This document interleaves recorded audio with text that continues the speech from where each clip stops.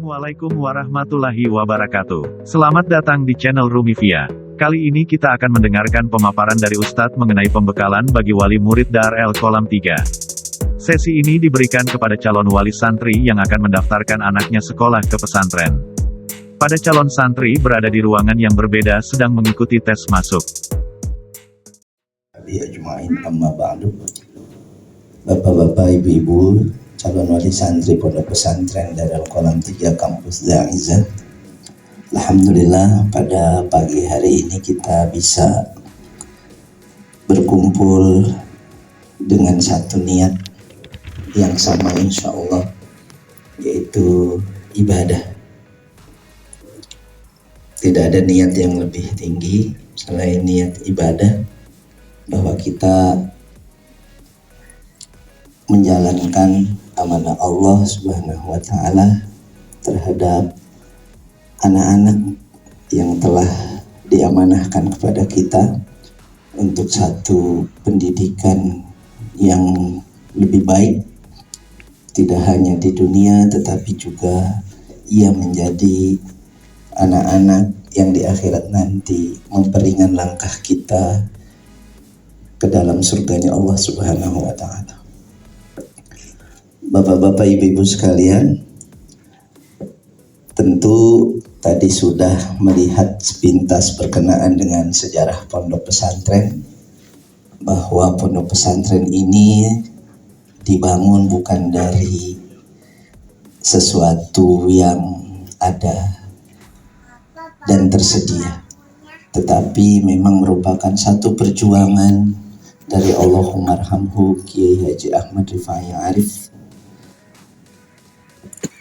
membangun kampung Gintung untuk mengembangkan pendidikan, di mana dulu seluruhnya adalah persawahan, hanya ada sedikit tanah yang diwakafkan oleh Hajah Pungki. Kemudian atas dorongan orang tua beliau, Haji Qosod Mansur, mulailah beliau membangun perlahan-lahan dari sebuah dapur tua. Muridnya belajar di dapur, kemudian pindah ke kandang kerbau, baru kemudian berkembang perlahan-lahan. Tentu niatnya tadi tidak lain adalah ibadah. Bapak-bapak, ibu sekalian, karenanya pondok pesantren bukanlah tempat untuk anak-anak kita bersenang-senang, tetapi oleh Kiai Rifai selalu dikatakan pesantren adalah sebagai kawah candra di muka. Kalau sekarang ini kita mengenal istilah strawberry generation, gitu. Generasi strawberry yang mungkin aktif, kreatif, tetapi secara kemandirian kadang mudah mengeluh dan putus asa, gitu. Itu kata Prof. Renat Kasali seperti itu. Dan mudah-mudahan pesantren dengan kemandiriannya mampu menciptakan dan membantu kita sebagai orang tua membangun generasi yang memiliki kecerdasan, ketahan malangan, atau kita biasa mengenal istilah adversity intelligence, gitu. Tahan dengan berbagai macam kesulitan-kesulitan yang tentu saja akan muncul lebih besar dibanding kehidupan kita sebagai orang tua pada saat ini dan yang akan datang. Pesantren, ketika kita ditanya untuk apa ke pesantren, biasanya anak-anak mesti ditanya seperti itu. Kiai Rifai menggariskannya kepada dua hal. Yang pertama tadi adalah ibadah. Ibadah thalabul ilmi. Ibadah melalui menuntut ilmu. Beliau menempatkan kata ibadah di awal. Beliau tidak menempatkan langsung menuntut ilmu, tidak. Ini artinya bahwa ketika kita datang ke pesantren, tentu nilai-nilai spiritual menjadi hal yang paling utama.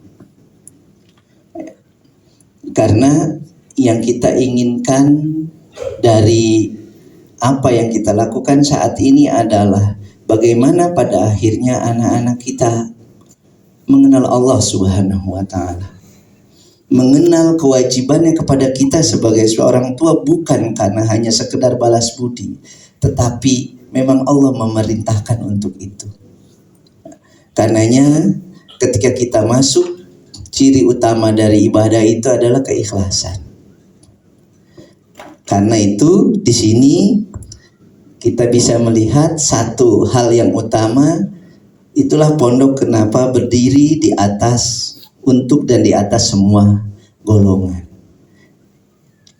Ketika kita masuk ke sini, tidak membawa kita partai apa, kita mazhabnya apa, tidak. Seperti inilah pondok. Inilah yang diajarkan di pondok. Ketika datang ke sini, atau anak-anak yang ada di dalam, tidak boleh dia membawa bahwa dia adalah golongan A, golongan B, tidak. Karenanya kaos atau sejenisnya yang menggambarkan partai politika atau kelompok tertentu dilarang. Termasuk juga nanti mungkin orang tua yang mudah-mudahan kondisi semakin baik sudah bisa berkunjung secara penuh, apalagi udah dekat 2024 ini. Mobilnya kacanya hitam putih aja gitu ya, nggak usah ada gambar-gambar, model-model lah gitu ya, yang senyum, yang lagi macam-macam gitu ya, atau gambar apa gitulah gitu. Ya sudah masuk biasa saja gitu. Kalau mobilnya udah kebetulan seperti itu, ya pinjam tetangga sebelah tukaran dulu gitu. Karena memang tadi itu kita kesini bersama-sama untuk dan di atas semua golongan. Nanti setelah di luar barulah mereka memilih dan kemudian berjalan dengan ilmunya sesuai dengan apa yang mereka inginkan. Yang kedua adalah tentu pesantren tidak lepas dari hal-hal yang memang menjadi tradisi pesantren. Bahwa pesantren pada dasarnya adalah tafaqquh fiddin, tempat untuk tafaqquh, memahami agama dengan sepenuhnya. Tetapi Allahumma arhamhu Kiai Rifai selalu mengingatkan, kurikulum boleh berubah, yang tidak boleh berubah adalah nilai-nilai. Nilai-nilai itulah yang terkumpul dalam Pancajiwa dan Moto Pondok. Kemudian Kiai Syahid sebagai penerus beliau mengatakan bahwa pesantren itu harus mampu menjawab tantangan kehidupan. Jika tidak, maka ia akan ditinggalkan. Karena itulah kemudian kita mengangkat al-muhafadzah alal qadimi salih wal akhdh bil jadidil aslah menjadi satu pegangan yang kuat buat kita, bahwa pondok harus selalu bergerak, tidak terjebak apa yang disebut dengan rutinitas. Tetapi pondok tidak boleh meninggalkan nilai-nilai yang utama. Yang paling utama adalah nilai keikhlasan. Karena tadi konsep dasarnya adalah kita masuk ke sini ibadah. Nah, tentu saja tidak hanya orang tua, murid, termasuk guru di dalamnya harus punya unsur yang paling utama ini. Jika tidak, pondok menjadi tempat yang sangat tidak nyaman. Karena apa? Karena tadi mereka yang memang masuk ke sini semuanya harus didasari pada unsur ibadah itu. Nah, inilah nilai-nilai yang tadi mungkin menjadi Pancajiwa dan Moto Pondok para pesantren Gontor dan anak cucunya. Yang pertama, nilai keikhlasan, kesederhanaan, ukhuwah Islamiyah, berdikari dan kebebasan. Kemudian moto pondok berbudi luhur, berbadan sehat, berpengetahuan luas dan berpikiran bebas. Karena itu Kiai Syahid mengatakan sekecil apapun mereka yang berada di pondok pasti ada keikhlasan di dalamnya. Jika tidak tadi, ibadah tentu cobaannya sangat berat. Bangun subuh berat sekali. apalagi tahajud sangat berat gitu ya. Mudah-mudahan sebentar lagi bulan Ramadan datang, kita diberikan oleh Allah kesehatan dan juga hati yang penuh kekhusyuan dan khudu sehingga mampu melaksanakan ibadah dengan baik. Dan tentu tadi ya, tidak ada ibadah yang memiliki arti kecuali dia memiliki nilai keikhlasan ini. Berat rasanya ibu bapak mungkin menitipkan anak ya, mempercayakan amanah untuk kita tinggalkan anak kita di satu tempat yang bernama pondok pesantren. Apalagi mungkin anak pertama, anak yang boleh pengen gitu ya istilahnya. Yang pertama kita sayang, yang pertama kita marahin juga. Apalagi kalau ada adiknya yang baru gitu. Tapi kita lepas dia di sini umur 12 tahun gitu ya. Mungkin yang SD, kalau yang SMP mungkin sudah mulai besar. Yang perempuan juga apalagi gitu ya. Tetapi kita tahu bahwa anak-anak kita hanyalah amanah Allah ya. Cinta kita hanya cinta yang menjauh, cinta yang pada akhirnya diniatkan untuk membuat anak-anak kita bisa tegar nanti hidup ya, karena kita tidak bisa mendampinginya selama-lamanya. Anak-anak yang memiliki kekuatan lahir dan batin, anak-anak yang pada akhirnya dalam setiap permasalahan selalu mengedepankan munajat kepada Allah Subhanahu wa Ta'ala. Anak-anak yang di depan kita dan di belakang kita selalu mendoakan kita, sehingga pada hari di mana yaumala la yanfa'u malun wala banun, hari di mana tidak lagi harta benda berharga, bahkan anak-anak bisa dan menjadi musuh, pasangan hidup bisa menjadi musuh. Tapi anak-anak kita menjadi anak-anak yang membela kita nantinya. Nah, karena itu ini menjadi berat sekali buat kita sebagai orang tua. Tetapi Bapak Ibu sekalian, lagi-lagi kalau kita kembali kepada keikhlasan tadi, kita ikhlas, orang tua ikhlas, anaknya ikhlas, kiainya ikhlas, guru-gurunya ikhlas, insya Allah semua bisa kita jalankan semua dengan baik. Karena itu Pak Kiai Rifai selalu mengingatkan, jangan terlalu percaya kepada pondok lalu malas. Pokoknya anak saya masukkan ke dalam kolam simsalabim pulang pinter. Gitu. Kita lupa bahwa harus ada perjuangan dalam ibadah itu. Gitu ya. Atau kemudian ragu. Nah ini ya, ragu. Kalau dalam bahasa pakai malah istilahnya itu, jangan musyrik kepada anak-anak itu. Pikiranmu ada di mana, jasadmu hanya ada di sini, tetapi pikiranmu di mana-mana.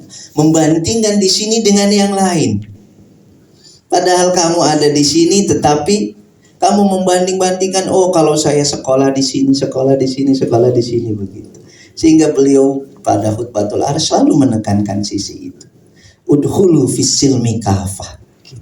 Masuk secara sempurna, percayakan diri kalian. Jangan menjadi Musa terhadap Khidir.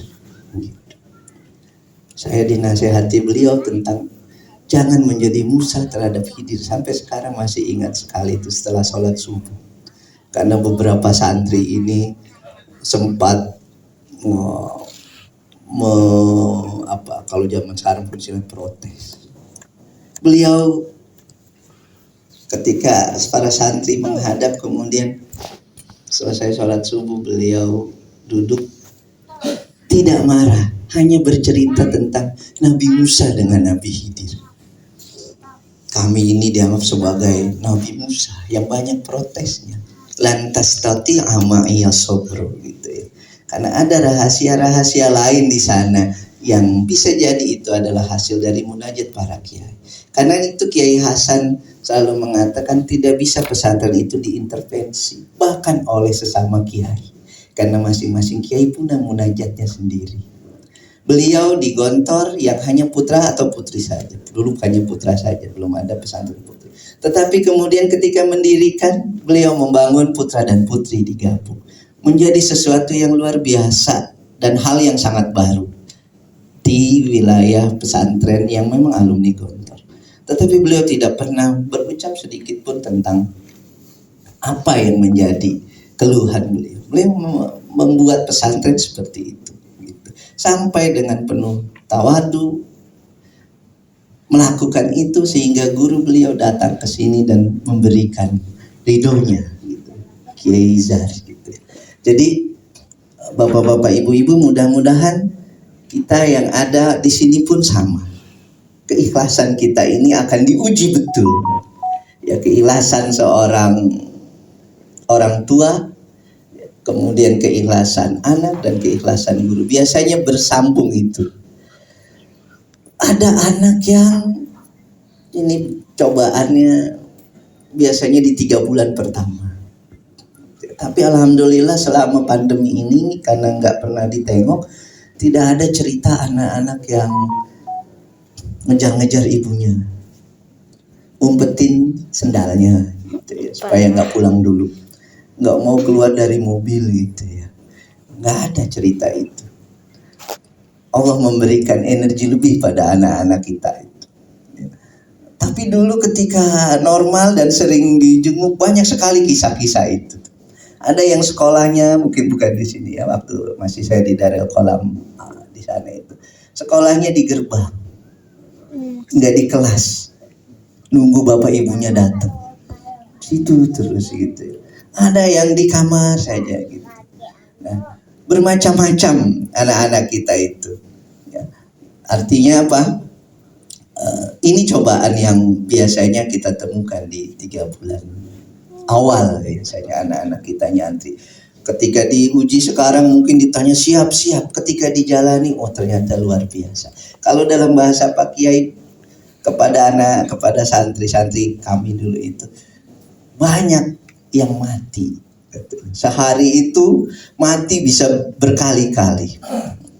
Mau mandi ngantri mati saya gitu. Karena di rumah biasa mungkin mandi nggak ngantri. Kalau dulu masih mikrofanya itu gayungnya yang antri gitu ya. Kalau sekarang alhamdulillah kamar mandi di dalam semua. Jadi mau makan antri mati saya, ke kantin antri mati saya gitu. Maka katanya santri ini yang di rumahnya mungkin selalu dilayani, nah itu sering mati kata beliau. Iya, karena seperti itu.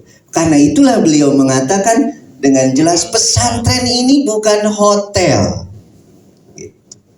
Satu orang datang ke pesantren, maka satu orang yang berarti menjaga pesantren. Pesantren ini bukan pusat pelayanan, dilayani apa saja, tidak. Tetapi pesantren adalah tempat di mana kalian, kata beliau kepada anak-anak, datang ke pondok ini karena ada seorang yang memang memiliki ilmu pengetahuan lalu belajar. Karena rumah kalian jauh lalu mendirikan kobong-kobong kalau zaman dulu itu. Sekarang asrama-asrama. Itu jadi kalian yang mendirikan, kalian yang menjaga. Jadi di awal anak-anak kita sudah diingatkan bahwa semua yang ada di pesantren ya, tadi bukan hotel. Belajar mandiri, kemandirian. Ya. Jadi berdikari. Ya. Mereka kita coba untuk hidup berdikari. Walaupun sekarang harus dibuat susahnya itu. Zaman dulu susah ya, nggak dibuat sudah susah. Air nggak ada. Kelas bambu dibelah-belah. Jendelanya ya setengahnya jendela semua.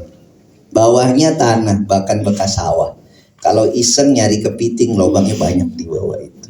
Bahkan banyak ular. Saya lagi belajar, ular lewat itu. Mau ikut belajar. Tahu-tahu belajar malam jatuh dari atas ke bawah gitu. Karena bekas sawah dulu di sini. biasa. Sekarang kita harus buat apa yang disebut dengan halawatul kasbi, kesusahan, kenikmatan menikmati apa yang kita kerjakan gitu ya. Di buku mutolaah anak-anak kita itu ada yang judulnya halawatul kasbi gitu. Ada anak yang disuruh kerja sama bapaknya karena ibunya sangat sayang gitu. Kata ibunya, nah kamu gak usah kerja, main aja. Nanti kalau bapak kamu nanya mana gaji hari ini nih, pakai uang mama aja gitu lah ya. Terus setelah sore pulang, bapaknya, mana uang kamu? Ini selalu uang itu oleh bapaknya dibuang lewat jendela. Anaknya biasa saja karena tidak merasa itu hasil kerja dia. Lama-lama uang ibunya habis. Karena itu kata ibunya, sudah kamu kerja saja ya, uang ibu habis gitu. Dia kerja dapat uang sedikit, dikasih ke bapaknya, bapaknya mau buang itu, langsung dia protes, dia mencegah, lataf alia abi fa inni kasabtuha bikaddi gitu ya. Ya bapak jangan, saya capek dapat uang itu susah. Baru dia merasakan betapa susahnya proses untuk mendapatkan sesuatu gitu. Nah di pondok sekarang tentu kondisinya berbeda anak-anak, tetapi jiwa berdikari itu harus tetap ditanamkan. Dan tentu ada rasa tega yang harus kita miliki gitu ya. Namanya anak-anak banyak lah itu keluhan pertamanya. Nah kenapa belum makan? Aduh Ustadz sibuk katanya. Sibuk karena belum terbiasa dengan pola kehidupan di pondok pesantren gitu ya. Bilang sibuk gitu ya. Jadi kenapa belum ini, kenapa belum, nah, masih banyak sekali. Biasanya ada keluhan ke orang tua dan sebagainya. Itu hal yang mesti akan terjadi dan kita hadapi. Dan disitulah ujian pertama kita sebagai seorang ibu, sebagai seorang ayah. Utamanya ibu biasanya, kalau ayah sih biasa-biasa aja gitu ya, jarang gitu ya. Anaknya betah, ibunya yang nangis di rumah, nelpon wali kelasnya ini gitu ya, gimana anak saya, baru gimana anak saya lagi gitu ya. Ya itu mungkin wajar, tetapi ya tadi kita ini adalah bagian dari sebuah proses yang panjang yang memang kita akan hadapi selama mendidik anak-anak kita. Mereka belajar kebersamaan. Mungkin di rumah yang tadinya temannya hanya tetangga sebelah, sekarang dari seluruh Indonesia ada. Berbeda kebiasaan, berbeda adat, berbeda mungkin disiplin di rumah. Ini juga menjadi sebuah pembelajaran yang luar biasa. Kadang bisa menjadi sumber perselisihan. Bagi si A itu biasa, bagi si B itu nggak biasa di rumahnya. Bagi orang tua A itu biasa, bagi orang tua yang B itu nggak biasa. Nah disinilah tadi kita kembali ke awal, tujuan kita adalah ibadah. Kita selesaikan secara kebersamaan. Kalau di Masjid Nabawi itu ya kalau udah ribut kan ya, tinggal shollu ala Nabi, berhenti semuanya gitu. La tarfa'u jangan meninggikan suara kamu gitu ya. Nah, jadi selesai semua itu. Kalau orang haji kan gitu selesai. Karena tadi kembali kepada tujuan awal adalah ibadah. Ya. Ini bagian dari hal-hal yang mesti kita alami. Ketenangan, keikhlasan wali santri sangat berpengaruh dengan kondisi anak-anak di pondok juga. Gitu. Ketaatan dan juga tadi kemauan untuk khusyuk, berniat betul, ikhlas, melepas segala ego kita sebagai orang tua. Ya, bahwa kita datang ke sini ya wali santri, bukan siapa-siapa. Wali santri yang punya niat tadi seperti kita tadi, niat ibadah, tentu kita melepaskan siapa kita di dunia ini karena toh apa yang kita sandang hanya hal kecil yang diberikan Allah kepada kita. Kita ajarkan kepada anak-anak kita ketika kita berada di hadapan ilmu, kita bukan siapa-siapa. Karena ilmu tentu tidak akan pernah datang kepada mereka yang merasa sudah tinggi. Karena itulah Pak Kiai selalu mengingatkan meremajakan jiwa. Kalian mungkin di rumah, kata beliau, sudah menjadi orang terpandang, dianggap oleh masyarakat karena bisa jadi kori atau apa. Datang ke sini, kalian santri, lepaskan semua baju-baju kejumawaan seperti itu. Datanglah sebagai seorang pencari ilmu, thalibul ilmi. Kita orang tuanya juga sama. Kita datang ke sini sebagai tadi yang Allah berikan amanah untuk mendidik anak-anak kita, gitu, bersama. Maka ya tentu ya ada saja hal-hal yang terjadi di mana kemudian tadi itu. Tapi lagi-lagi kita kembali kepada tujuan awal kita berada di pondok pesantren ini. Di pondok pesantren ini Bapak Ibu ada program 6 tahun, ada juga program 3 tahun, ada program kelas internasional. Program 6 tahun adalah yang lulusan SD. Yang extension atau program SMP itu program 3 tahun. Yang program kelas internasional adanya di SMA. Kalau mungkin saya bercita-cita anak saya ingin ke Timur Tengah gitu ya. Nah, itu nanti ada program yang memang mendalami bidang itu, nanti ada tersendiri disampaikan. Dan yang mungkin lebih ingin ke materi umum juga ada programnya namanya CFS MSU. Nah, itu nanti akan disampaikan tersendiri untuk program ini. Bapak-bapak, ibu-ibu sekalian, nah ini pertanyaan yang besar, mendidik anak atau menitipkan anak gitu ya. Kalau kita mendidik, tentu saja peran kita sebagai orang tua, guru, anak menjadi satu kesatuan yang tidak pernah terlepaskan gitu. Tadi kalau menitip ya tadi itu, saya percaya sama pondok, pokoknya udah gitu. Ada yang ada Pak dulu juga di awal karena sangat nakalnya oleh Pak Kiai almarhum, kemudian orang tuanya bilang terserah Pak Kiai lah, asal jangan mati aja gitu. Nakal gitu, kalau ditanya udah berapa kali. Dulu zaman dulu kan ada hukuman botak gitu ya. Yang sekali ditanya, Ustaz dulu berapa kali? Yang saya ingat 70 kali gitu. Akhirnya satu titik tertentu dibentak oleh Pak Kiai, disitulah mungkin hidayah Allah turun, bergetar ya. Kemudian diangkat oleh Pak Kiai menjadi pengajar di sini, ahli untuk ilmu faraid. Gitu. Sekarang sudah doktor dan punya pesantren gitu. Jadi seperti itu ya. Jadi iya memang kadang ada lelucon Pak di pondok itu kan, enak jadi orang nakal mah apa didoain kiai gitu. Yang baik-baik enggak.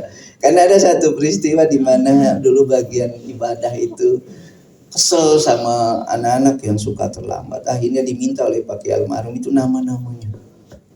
Dan dengan sangat bangga itu bagian ibadah bilang, oh biarin dikeluarin nanti nih anak-anak nih.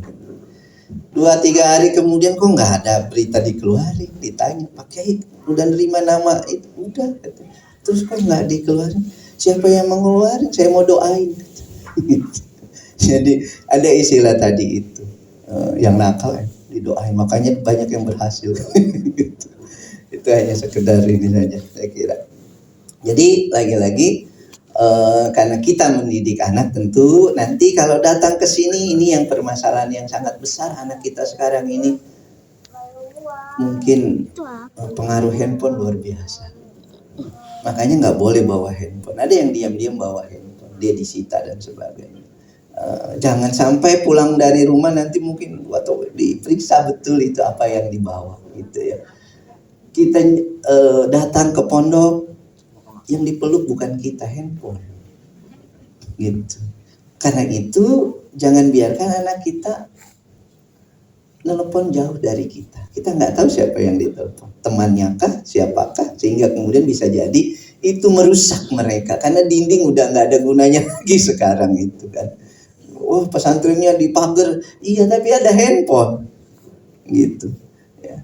Jadi karena itu, atau kita melarang meminjamkan handphone kepada yang lain. Kenapa? Apa kita mau bertanggung jawab kalau nanti anak teman kita atau apa nelpon jauh, ternyata menelpon yang lain dan akhirnya berakibat mengganggu stabilitas belajar dia yang ada di pondok ketika berada di pondok ini. Maka dekat-dekat saja gitu ya, sehingga kita tahu siapa yang atau kita yang mengatur, coba telepon kakek nenek minta doa gitu, seperti itu. Nah, ditanyalah ketika kesini bagaimana belajarnya, bagaimana kondisinya gitu, supaya tidak hanya memenuhi kebutuhan jasmani, tetapi ada hal-hal yang tidak bisa selesai oleh guru, tetapi hanya bisa selesai oleh orang tuanya gitu. Ditanya pelajarannya, nah itu lebih bagus nanti seperti itu.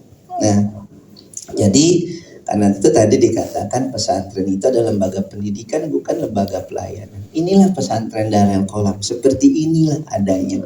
Inilah yang disiapkan, inilah hasil munajat kiainya. Kalau tidak sesuai, ya mungkin ada tempat yang lebih baik, yang memang sesuai dengan keinginan kita. Gitu. Masing-masing pesantren punya cirinya, walaupun mungkin sama-sama satu alum. Gitu. Tetapi tadi Kiai Hasan mengatakan yang saya sudah sampaikan, tidak bisa pesantren diintervensi, atau walaupun itu sesama kiai, karena hasil munajat mereka tentu berbeda. Gitu. Ini Bapak Ibu, kemudian juga yang tadi saya sudah sampaikan ya, kita ini adalah lembaga pendidikan, dididik tentu nggak ada enak-enaknya, namanya orang dididik ya, karena bangun pagi, wah sesuatu yang sangat berat, gitu ya, luar biasa. Ya. Ada yang sembunyi banyak, ada saja. Di kolong ranjang ada sembunyi. Kalau ini sepi nih, di bawah dilihat di bawah, oh ada, gitu. Sekolah nggak mau sekolah ada, gitu ya. Saya lihat ada saya di sini misalkan, ada kemana ini? Saya cari ke kamarnya kok nggak ada ya. Wah udah mungkin di tempat lain. Pas saya sudah sampai di pintu mau keluar, perasaan kok nggak enak ini. Ada satu sudut yang belum dilihat. Kolong ranjang paling pojok. Ternyata lagi ngelingker di sana, Pak, kayak ular kadut gitu. Dibangunin nggak bangun. Akhirnya disiram. Baru gitu. Ya seperti itu. Ya, 1.700 orang, 1.700 perilaku gitu. Punya anak 3 di rumahnya, kalau pagi nggak perlu toa kan untuk teriak-teriak. Ini 1.700. Sholat, ya, anak jalan apalagi anak kelas 1 gitu ya. Kalau sempat menyaksikan subuh, jalan gitu, serak suara setengah ngantuk. Kadang ada yang sujudnya lama sekali. Mungkin mendoakan orang tuanya. Iya, orang sudah bangun masih nggak ada angin tapi goyang gitu. Tapi ya itulah pendidikan gitu ya. Itulah dia sedang dididik. Nggak ada enak-enaknya memang mendidik gitu ya. Ya. Kalau dia harus bangun jam 4 tentu gurunya bangun setengah 4. Gitu. Ada yang jaga malam yang membangunkan gitu. Ya. Jadi itulah pesantren 24 jam. Tapi bukan berarti ya kalau menghubungi udah jam 10 ke atas ya ditahan dulu lah. Kan 24 jam Ustaz. Iya, cuma ya kan ada waktu tidur juga gitu ya. Tapi kita siap di sini seperti itu. Dan tidak semuanya dinilai dengan uang gitu. Karena tadi konsepnya keikhlasan. Karena itu Bapak Ibu mohon sekali untuk tidak menghubung-hubungkan.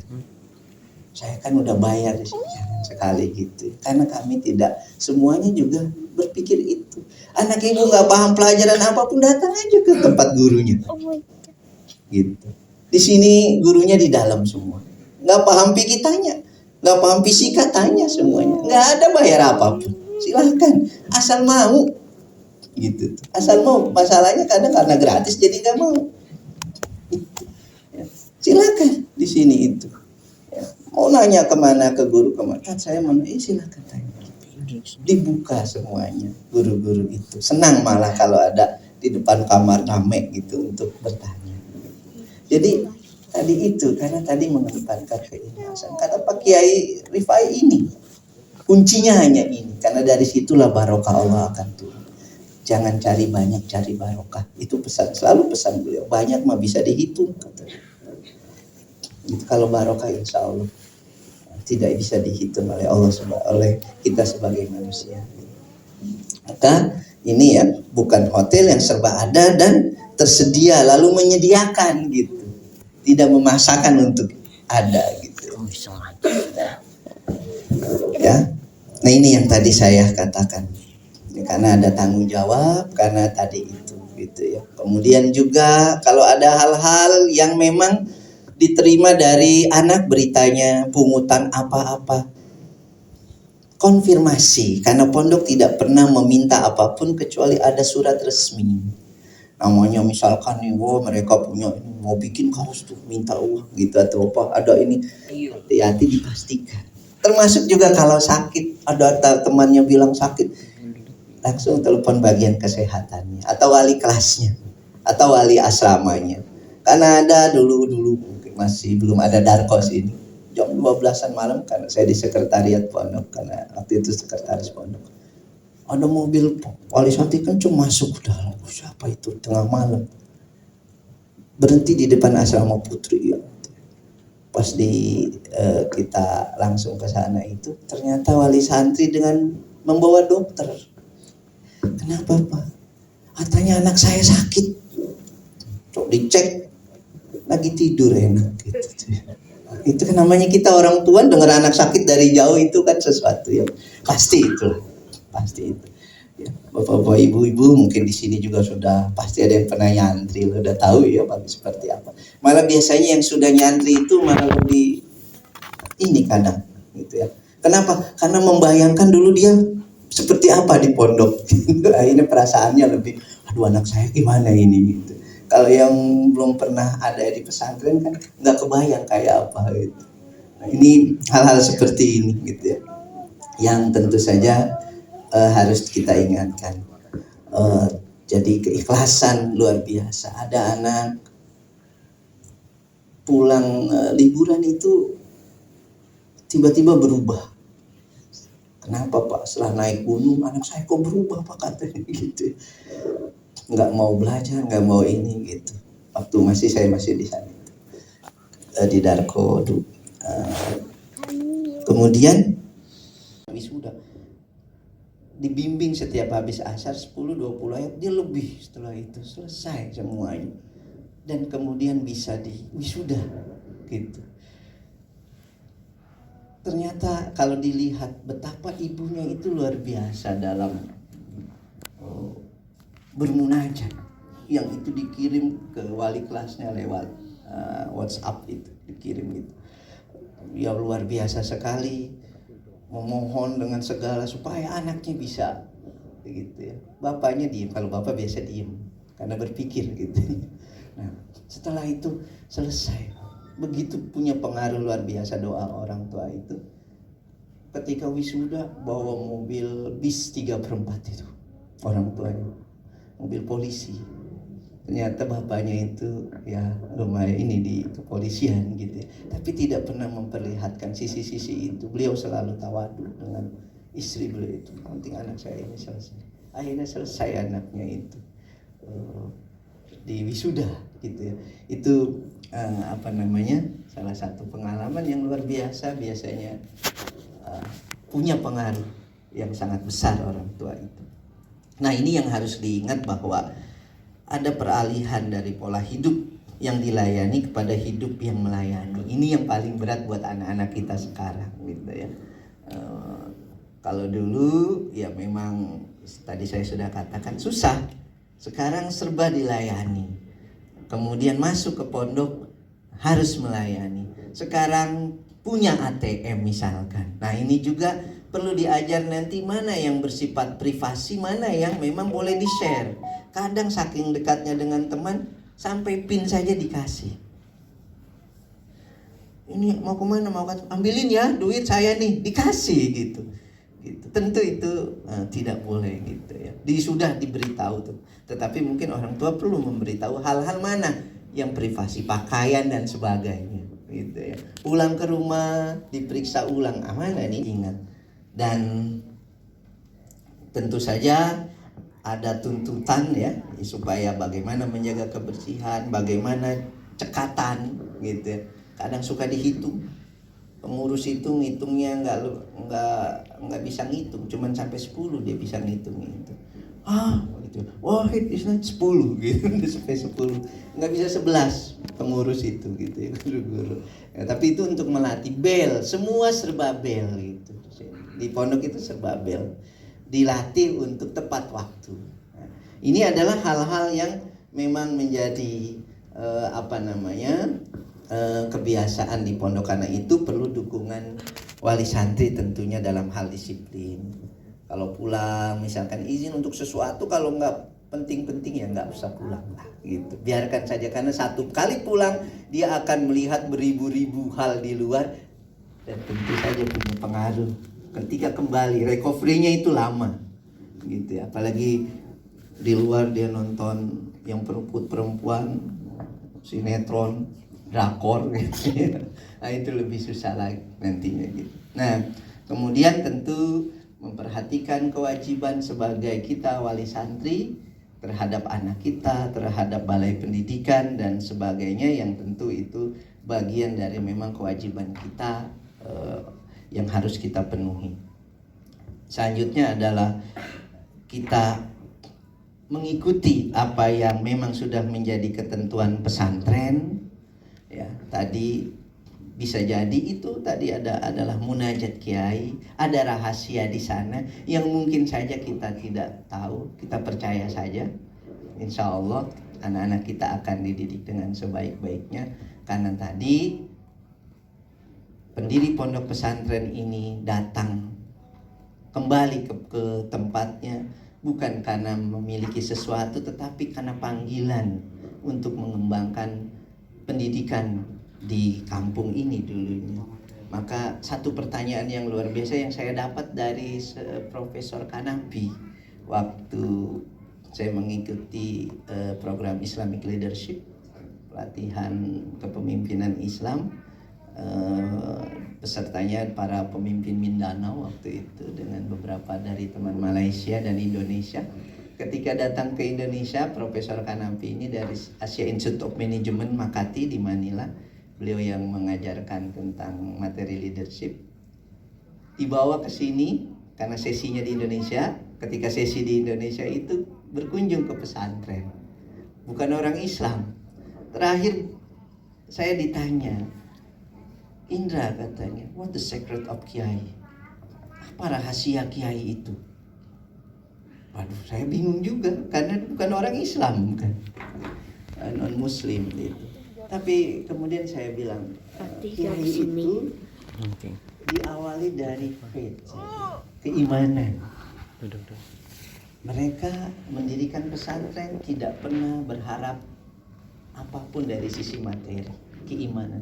Karena itulah mereka menjadi fight, jihad, usaha keras karena didorong oleh keimanan itu. Bukan hanya mendapat, tetapi mereka memberi apa yang mereka punya. Dari situ muncul trust, dari situ muncullah kepercayaan dari orang-orang, membantu di sekeliling. Nah, mendengar jawaban yang saat itu muncul di otak saya itu, beliau bilang, oh ya, tell please to your friend from Mindanao, kasih tahu itu orang-orang ini, teman-teman kamu dari Mindanao itu harus seperti Kiai kalau cara berjuang orang Islam di sana gitu. Jadi kita sebagai wali santri, sebagai guru mungkin juga perlu meniru sikap itu, bahwa tadi dasarnya adalah ibadah, dan tentu ibadah penuh ujian, tetapi akhirnya pasti sesuatu yang bukan hanya menyenangkan tetapi menenangkan. Mudah-mudahan Allah memberkahi kita semua. Amin. Mohon maaf jika ada hal-hal yang tidak berkenan, bukan menggarami laut, karena saya yakin di sini ada yang lebih tahu tentang pesantren, ada alumni, mungkin ada yang pengajar juga di pesantren, ada yang berpuluh-puluh tahun pengalaman, tapi tidak lain adalah ini bagian dari sharing kita, karena saya juga wali santri. Terima kasih, mohon maaf sekali lagi atas hal-hal yang tidak berkenan. Selanjutnya nanti akan sedikit disampaikan berkenaan dengan kelas internasional. Wabillahi taufiq wal hidayah. Assalamualaikum warahmatullahi wabarakatuh.